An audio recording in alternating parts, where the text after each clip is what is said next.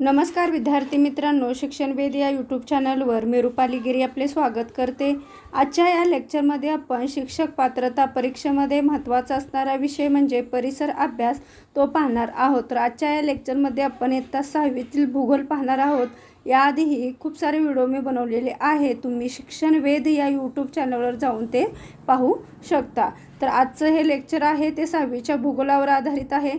काल आपण Israel, Saudi Arabia याची माहिती घेतलेली आहे। आज आपण मलेशिया या देशाची माहिती इथे घेणार आहोत, कारण हमखास तुम्हाला TETच्या पेपरमध्ये एक असो किंवा दोन प्रश्न विचारला जातो मलेशिया किंवा सौदी अरेबिया या घटकावर, तर त्यामुळे हे लेक्चर खूप महत्त्वाचं ठरणार आहे। तर बघा, जास्त वेळ न घालवता आपण लेक्चरला सुरुवात करूया। मलेशिया आग्नेय आशियातील एक सार्वभौम देश, म्हणजे आग्नेय बाजूला आहे, ते लक्षात असू द्या, आशियाच्या आग्नेय बाजूला। क्षेत्रफळ आहे 3,33,556 चौरस किलोमीटर। 16 सप्टेंबर 1963 रोजी स्वतंत्र झालेल्या या देशात प्रारंभी मलाया, सिंगापूर, सारावाक, साबा, बोर्निओ बेटाचा उत्तर भाग याचा समावेश होता, परंतु 1965 मध्ये सिंगापूर हा स्वतंत्र देश झाला। ते डेट लक्षात असू द्या, ही पण डेट लक्षात असू द्या। मलाया हा पश्चिम मलेशिया, त्याचं क्षेत्रफळ आहे 1,31,587 चौरस किलोमीटर।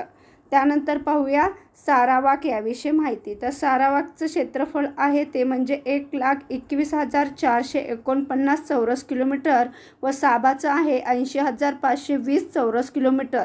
हे दोन्ही मिळून पूर्व मलेशिया म्हणून ओळखले जाऊ लागले, म्हणजे पूर्व मलेशियामध्ये साबा आणि सारावाक या दोन्हींचा समावेश होतो आणि हे दोन्ही विभाग एकमेकापासून 640 किलोमीटर लांबीच्या दक्षिण चिनी समुद्राने अलग झालेले आहेत, हा पण मुद्दा लक्षात असू द्या।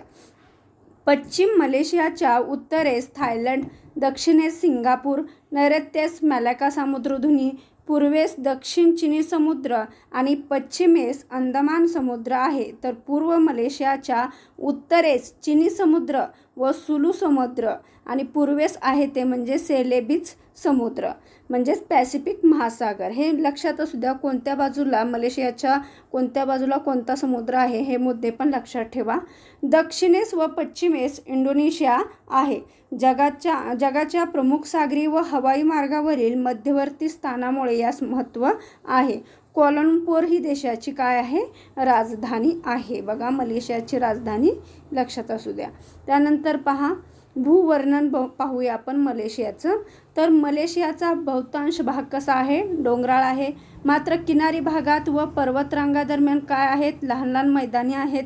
व पश्चिम मलेशिया हा विभाग साधारणतः कशा आकाराचा आहे, तर त्रिकोणाकृती असून त्याची कमाल लांबी किती आहे, तर 320 किलोमीटर व किमान रुंदी किती आहे, 95 किलोमीटर। हे पण लक्षात असू द्या।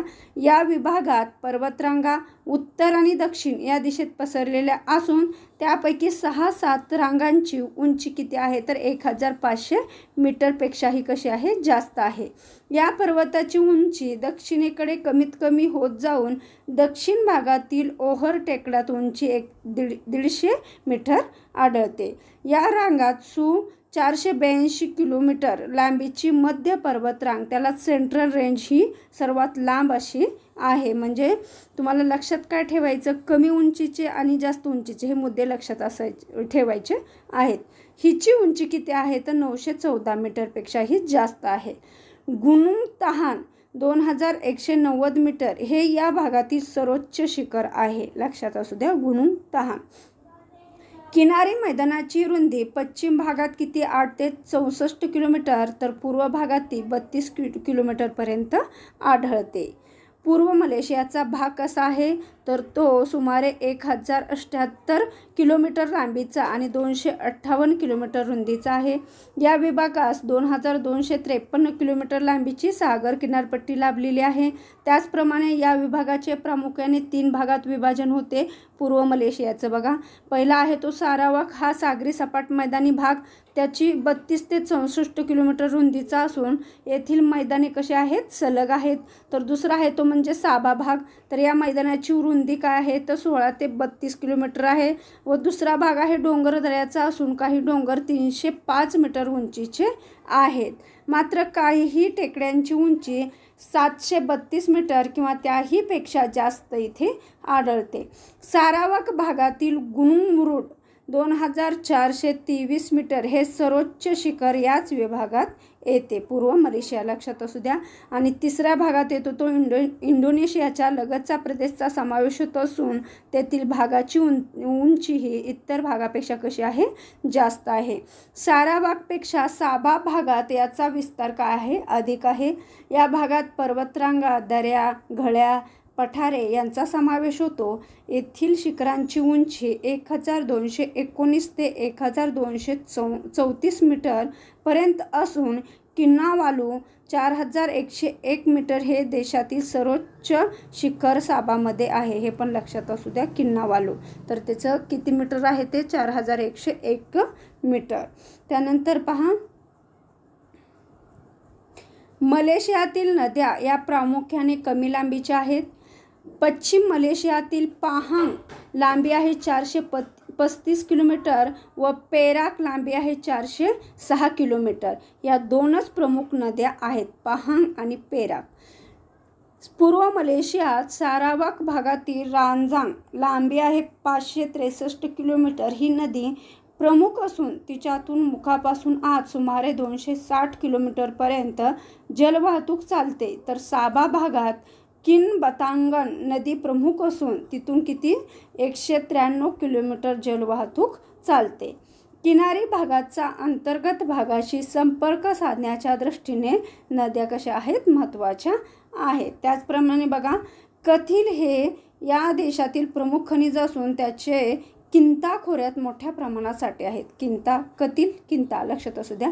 तसेच लोह खनिज, कोळसा, बॉक्साईट, इलेमेनाईट, तांबे, सोने याचे तसेच सागर किनारी भागात खनिज तेलाचे साठे सुद्धा इथे सापडले आहेत. त्यानंतर पाहूया हवामान कसं आहे मलेशियाचं. तर बघा, मलेशियाचे हवामान उष्णकटिबंधीय पावसाळी आहे, दमट आहे. येथील मैदानी भागात तापमान दिवसा आणि रात्री अनुक्रमे किती असतं, तर मैदानी भागात तापमान किती असतं, 32 अंश सेल्सिअस ते 21 अंश सेल्सिअसपर्यंत असतं. मात्र डोंगराळ भागात ते उंचीनुसार काय होतं, कमी कमी होत जातं. आणि येथील हवेत आर्द्रतेचे प्रमाण नेहमीच काय असतं, जास्त असतं. येथील पर्जन्यावर नैऋत्य व ईशान्य मोसमी वाऱ्याचा प्रभाव आहे. वार्षिक सरासरी वृष्टी 190 सेंटीमीटर असते. तर पश्चिम मलेशियाच्या पूर्व किनारी भागात वार्षिक सरासरी पर्जन्य 320 सेमी, तर पश्चिम भागात 150 ते 320 सेमी असते. साबा भागात 150 ते 300 अंश सेंटीमीटर, तर सारावाक भागात 250 ते 400 अंश सेंटीमीटर असते. हे पण लक्षात असू द्या. सारावाकमध्ये किती आहे, साबामध्ये किती आहे हे पण लक्षात असू द्या. त्यानंतर मलेशियाची वनस्पती व प्राणी याविषयी माहिती घेऊया. पूर्व मलेशियाचा सुमारे 77% भाग, तर पश्चिम मलेशियाचा 60% भाग हा विषुववृत्तीय सदाहरित जंगलाने व्यापलेला आहे. येथे ओक, शेलॉक तसेच डोंगराळ भागात बांबू, एबनी, साग, रबर, मेहगनी इत्यादी वनस्पती आहेत. किनारी भागात कच्छ वनश्री मोठ्या प्रमाणात आहेत. येथील घनदाट जंगलात विविध प्राणी आढळतात. त्यात प्रामुख्याने हत्ती, वाघ, हरणे, रानडुकरे, माकडे, गेंडे, अस्वले इत्यादींचा समावेश असतो. तसेच सुसरी, अजगर, इतर साप मोठ्या प्रमाणात इथे आहेत. सुमारे 500 प्रकारचे विविध पक्षीही इथे आढळतात. त्यानंतर पाहूया कृषी व्यवस्था कशी होती किंवा कृषीचं उत्पन्न कसं होतं या देशात. तर देशातील प्रमुख निर्वाह पीक भात हे असून किनारी प्रदेशात मासेमारी, तर अंतर्भागात उदाहरणार्थ सारावाक व साबा, मृगय हे महत्त्वाचे व्यवसाय चालतात. द्वीपकल्पीय मलेशियात भात शेतीचे केंद्रीकरण झालेले आहे. मासेमारी, पशुपालन, बागायत उत्पादने, कोको आणि नारळ उत्पादन हे सर्व कृषी निगडीत व्यवसाय लहान प्रमाणावर चालत असले तरी त्यांच्यामध्ये संबंध कृषी व्यवसायाला एक बळकट व विस्तृत असा आधार घ्यावयाचे सामर्थ्य असल्याने त्यांना उत्तेजन दिले जाते. 1982 कोको, तंबाखू, अननस, खोबरेल तेल, पशुधन व मासे उत्पादन यात वाढ झाल्याचे आढळते. ब्रिटिशकालीन वसाहत असल्यापासून रबर हा मलेशियन अर्थव्यवस्थेचा कणा समजला जातो. लक्षात असू द्या रबर. त्यानंतर पहा पाम तेलाविषयी माहिती. तर 1960 पासून पाम तेलाचे उत्पादन जलद गतीने वाढत गेल्याचे आढळते. 1974 ते 75 मंदीची लाट सावरणे व अर्थसंकल्पात समतोल राखणे ही गोष्ट पाम तेलाला मिळालेल्या अनुकूल किमती व निर्यात परिमाणात सातत्याने होत जाणारी वाढ यामुळे शक्य झाली. आणि जंगल संपत्ती कशी आहे मलेशियाची, तर इमारती लाकूड कापीव उत्पादन हा मलेशियन अर्थव्यवस्थेचा एक महत्त्वाचा आधार भाग समजला जातो. इमारती लाकूड त्यालाच कापीव असं म्हणतात. साबा, सारावाक, द्वीपकल्पीय मलेशिया या भागात अनुक्रमे एकूण उत्पन्नाच्या 37.3% व 32.2% व 30.5% एवढे लाकूड उत्पादन केले जाते. बघा साबामध्ये 37.3%, त्यानंतर पहा सारावाकमध्ये 32.2% आणि द्वीपकल्पीय मलेशियामध्ये 30.5% एवढे लाकूड उत्पादन केले जाते. त्यानंतर पहा खनिज संपत्ती याविषयी माहिती. तर परदेशी हुंडणावळ मिळविणारे म्हणून रबराप्रमाणेच कथील हेही मलेशियाच्या अर्थव्यवस्थेतील महत्त्वाचा घटक समजले जात होते. तथापि आता त्याचे स्थान लाकूड व खनिज तेल यांच्या मागे पडले आहे. त्यानंतर पाहूया मलेशियाची अर्थकारण व बँकिंग. रिगिट अथवा मलेशियन डॉलर हे मलेशियाचे अधिकृत चलन असून एका रिगिट वा मलेशियन डॉलरचे 100 सेंट होतात आणि 15, 10, 20, 50 सेंटची नाणी, तर 1, 5, 10, 50, 100 आणि 1000 रिगिटच्या नोटा प्रचारात आहेत. म्हणजे लक्षात असू द्या, तुम्हाला लक्षात ठेवायचं आहे मलेशियाचं कुठलं चलन आहे, त्याला कोणतं नाव देण्यात आलेलं आहे, रिगिटमध्ये कोणत्या प्रकारची नाणी असतात आणि मलेशियन डॉलरमध्ये कोणत्या प्रकारच्या नोटा असतात किंवा किती प्रकारच्या नोटा आहेत हे लक्षात ठेवायचं आहे. त्यानंतर पाहूया मलेशियाच्या निर्यात व्यापारात प्रामुख्याने अशुद्ध खनिज तेल, रबर, लाकूड, पाम तेल व कथील या 5 पदार्थाचा अंतर्भाव होत असून एकूण निर्यात मूल्यापैकी सुमारे 75% मूल्य 5 पदार्थापासून देशाला मिळते. आयात व्यापारातील अत्यंत महत्त्वाचे पदार्थ म्हणजे वाहतूक, साहित्य व यंत्रसामग्री, निर्मित उद्योगाची उत्पादने, अन्नधान्य हे असून त्याचा एकूण आयात मूल्यामध्ये 66% हिस्सा असतो. वाहतूक व संदेशवहन याच्याविषयी माहिती इथे घेऊ. द्वीपकल्पीय मलेशियात रस्ते व लोहमार्ग याचा साबा व सारावाकपेक्षा अधिक चांगल्या प्रमाणात विकास झाल्याचे आढळते. सारावाकमध्ये रस्त्यांची फारच कमी प्रमाणात प्रगती झालेली आहे आणि उत्तरेकडील थायलंडच्या सरहद्दीपासून दक्षिणेकडील सिंगापूरपर्यंत द्वीपकल्पीय मलेशियातून एक प्रमुख मार्ग जातो. केंद्रीय मार्ग कोलंबपूर व केलांग ही 2 शहरे जोडलेली आहे. केंद्रीय मार्गाने कोलंबपूर व केलांग ही 2 शहरे जोडतो.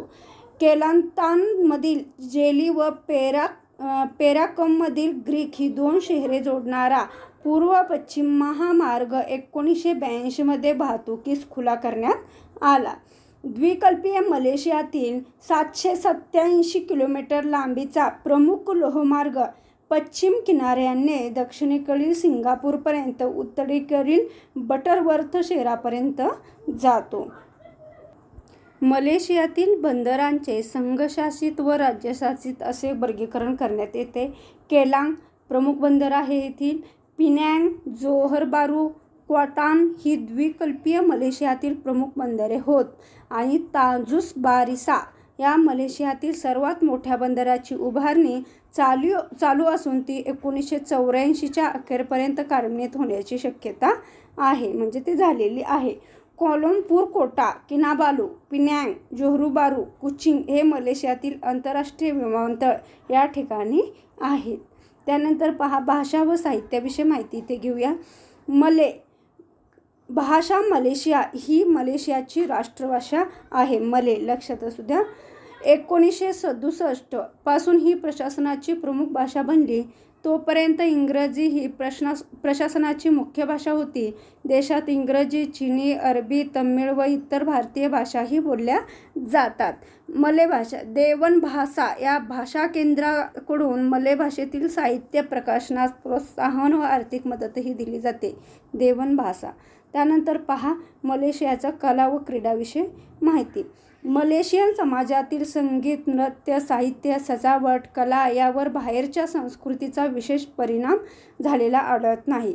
नृत्य व हस्तव्यवसाय हे प्रमुख कलाप्रकार प्रामुख्याने पुनान जमातींनी हातावर विणलेल्या वस्त्रामधून, बाजाऊ लोकांनी तयार केलेल्या कापडामधून तसेच बेताच्या चट्या, टोपलीकाम व लाकडावरील कोरीव कामामधून दिसून येतात. विशिष्ट तंत्राचा वापर करून हाताने रंगविलेले बाटिक कापड, चांदीच्या वस्तू, लाकडावरील कोरीवकाम, टोपलीकाम व हाताने तयार केलेला क्रीस, लहरीमय पाते असलेल्या जड खंजीर किंवा आखूड तलवार हे मलेशियन सजावट कलेचे उत्कृष्ट व वैशिष्ट्यपूर्ण असे नमुने आहेत. त्यानंतर पाहूया मलेशियातील महत्त्वाची स्थळे कोणकोणती आहेत ते. तर पहा, क्वालालंपूर देशातील सर्वात मोठे शहर, देशाच्या राजधानीचे ठिकाण आहे. खाणकामाचे शहर म्हणून 1857 मध्ये याची स्थापना झाली. व्यापाराचे आणि उद्योगधंद्याचे केंद्र म्हणून यासुद्धा महत्त्व देण्यात आलं.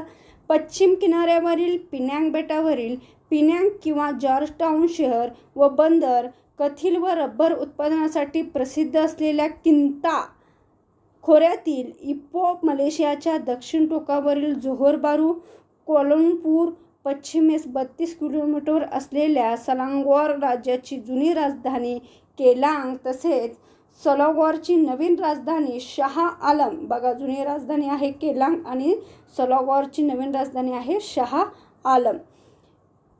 क्वालालंपूरच्या नैऋत्येस 11 किलोमीटरवरील पेटलिंग जाया हे नव्याने वसवलेले शहर इत्यादी पश्चिम मलेशियातील प्रमुख आहेत.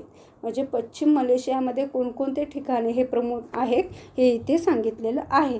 आपण ही जी मलेशियाची माहिती पाहिली त्याच्यावर आधारित काही प्रश्न उत्तर मी इथे घेणार आहे.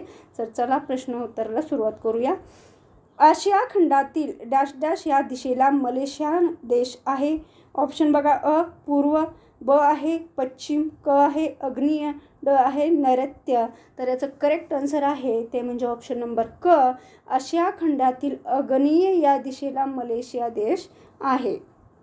त्यानंतर पहा, डॅश डॅश व डॅश डॅश या प्रांतांना पूर्व मलेशिया म्हणतात. ऑप्शन बघा, अ सारावाक, ब साबा, क आहे अ व ब बरोबर, ड आहे अ व ब चूक. तर याचं करेक्ट आन्सर आहे ते म्हणजे ऑप्शन नंबर क, अ व ब बरोबर. म्हणजे सारावाक व साबा या प्रांतांना दोन्हींना एकत्र मिळून पूर्व मलेशिया असं म्हटलं जातं. त्यानंतरचा प्रश्न बघा, मलेशिया द्वीपकल्प व बोर्निया बेट दरम्यान डॅश डॅश हा समुद्र आहे. ऑप्शन बघा, अ दक्षिण चीन, ब आहे हिंदी महासागर, क अरबी समुद्र, ड आहे यापैकी नाही. तर याचं करेक्ट आन्सर आहे ते म्हणजे ऑप्शन नंबर अ, मलेशिया द्वीपकल्प व बोर्निया बेट दरम्यान दक्षिण चीन हा समुद्र आहे. त्यानंतरचा प्रश्न पहा, मलेशियाच्या दक्षिण दिशेला डॅश डॅश या टेकड्या आहेत. ऑप्शन बघा, अ बंजारन, ब आहे जोहोर, क आहे टिक्टिंगवांग, ड आहे यापैकी नाही. तर याचं करेक्ट आन्सर आहे ते म्हणजे मलेशियाच्या दक्षिण दिशेला जोहोर या टेकड्या आहेत. त्यानंतरचा प्रश्न बघा, डॅश डॅश ही नदी मलेशिया देशातील सर्वात लांब नदी आहे. ऑप्शन बघा, अ पहांग, ब आहे पराग, क आहे यो यांग हो, ड आहे वरील सर्व बरोबर. तर याचं करेक्ट आन्सर आहे ते म्हणजे ऑप्शन नंबर अ, पहांग ही नदी मलेशिया देशातील सर्वात लांब नदी आहे. त्यानंतरचा प्रश्न पहा, डॅश डॅश हे मलेशिया देशातील सर्वात उंच पर्वत शिखर आहे. ऑप्शन बघा, अ राजाक, ब आहे केटू, क आहे अन्नामुडाई, ड आहे गुनुंग किनाबालू. तर याचं करेक्ट आन्सर आहे ते म्हणजे ऑप्शन नंबर ड, गुनुंग किनाबालू हे मलेशिया देशातील सर्वात उंच पर्वत शिखर आहे. त्यानंतरचा प्रश्न पहा, मलेशियातील डॅश डॅश माकडाची जात प्रसिद्ध आहे. ऑप्शन बघा, चिंपाजी, ब आहे ओरांग उटान, क आहे गोरिला, ड आहे वरील सर्व बरोबर. तर याचं करेक्ट आन्सर आहे ते म्हणजे ऑप्शन नंबर ब, ओरांग उटान ही मलेशिया या देशातील माकडाची किंवा वानराची जात आहे. त्यानंतरचा बघा प्रश्न, डॅश डॅश या धातूच्या उत्पादनात मलेशिया प्रथम स्थानिक आहे. तर ऑप्शन बघा, अ कथील, ब आहे लोह, क आहे सोने, ड आहे दगडी कोळसा. तर याचं करेक्ट आन्सर आहे ते म्हणजे ऑप्शन नंबर अ, कथील या धातूच्या उत्पादनात मलेशिया प्रथम स्थानिक आहे. त्यानंतरचा प्रश्न बघा, डॅश डॅश ही मलेशियाची प्रमुख भाषा आहे. ऑप्शन बघा, अ इंग्रजी, ब आहे उर्दू, क आहे हिब्रू, ड आहे मले. तर याचं करेक्ट आन्सर आहे ते म्हणजे ऑप्शन नंबर ड. तर मले ही मलेशियाची प्रमुख भाषा आहे. त्यानंतरचा प्रश्न पहा, ट्विन टॉवर ही जगप्रसिद्ध इमारत डॅश डॅश या शहरात आहे. ऑप्शन बघा, अ जॉर्ज टाउन, ब आहे पेरा, क आहे क्वालालंपूर, ड आहे यापैकी नाही. तर याचं करेक्ट आन्सर आहे ते म्हणजे ऑप्शन नंबर क, क्वालालंपूर ही या ठिकाणी किंवा या शहरात ट्विन टॉवर ही जगप्रसिद्ध इमारत आहे. अशा प्रकारे आपण मलेशियाची माहिती घेतली आणि त्यावर आधारित प्रश्न पण घेतलेले आहेत. तुम्हाला लेक्चर आवडलं असेल तर चॅनलला सबस्क्राईब करा. सबस्क्राईब करण्याचं बटन माझ्या व्हिडिओच्या खाली दिलेलं आहे, सबस्क्राईब म्हणून लाल कलरमध्ये. त्याच्यावर क्लिक केल्यानंतर त्या लाल कलर आहे तो ब्लॅक होईल. त्यामुळे काय होईल, मी टाकलेले व्हिडिओ तुमच्यापर्यंत पोहोचले जातील. तर आता आपण इथंच थांबूया. धन्यवाद.